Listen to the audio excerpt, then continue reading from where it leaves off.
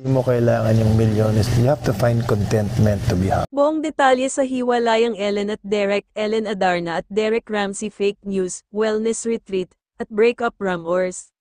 Magandang araw mga ka-Ride Safe Paps TV, eto na naman tayo sa isa na namang mainit na showbiz balita. Ngayon, pag-uusapan natin ang tungkol sa power couple na sina Ellen Adarna at Derek Ramsey, na muling naging sentro ng usapan dahil sa fake news, wellness retreat, at mga breakup rumors. Unahin natin si Ellen Adarna, kamakailan lang, kumalat online na may 10 na milyong piso utang daw siya at tumakas patungong Amerika, pero agad itong pinabulaanan ni Ellen. Sabi niya mismo sa social media, "Hoy umayos kayo, wala akong utang ever, lol, I don't even have a US visa." Kaya malinaw na isa na namang peking balita ang kumakalat laban sa kanya.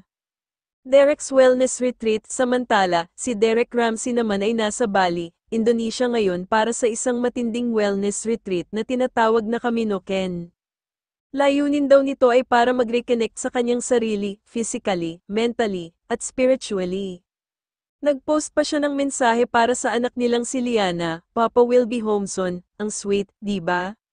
Breakup rumors, pero kahit busy si Derek sa kanyang retreat, hindi pa rin nakaligtas ang dalawa sa breakup rumors.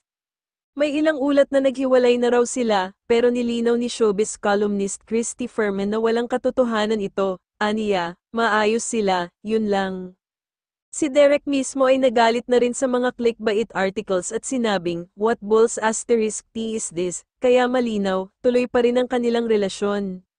So ayan mga ka-Ride Safe Paps TV, malinaw na fake news lang ang kumakalat tungkol sa kanila. Si Ellen, chill lang at nagdi-deny ng mga utang issue, habang si Derek naman ay nasa wellness retreat para sa self-improvement at sa kabila ng lahat, nananatiling matatag ang kanilang pagsasama. Ano sa tingin nyo, matibay pa ba ang relasyon ni Derek at Ellen laban sa intriga? I-comment nyo sa baba at pag-usapan natin yan. Huwag kalimutan mag-like, share, at subscribe para updated ka sa iba pang celebrity news. Ride safe mga paps, at kita-kits sa susunod na vlog. He would always tell me, you don't need to get married, you don't need a man to complete you.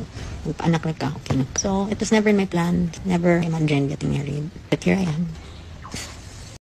Bye-bye. Cheating for me is the end. Grand finale. Adios, motherfucker.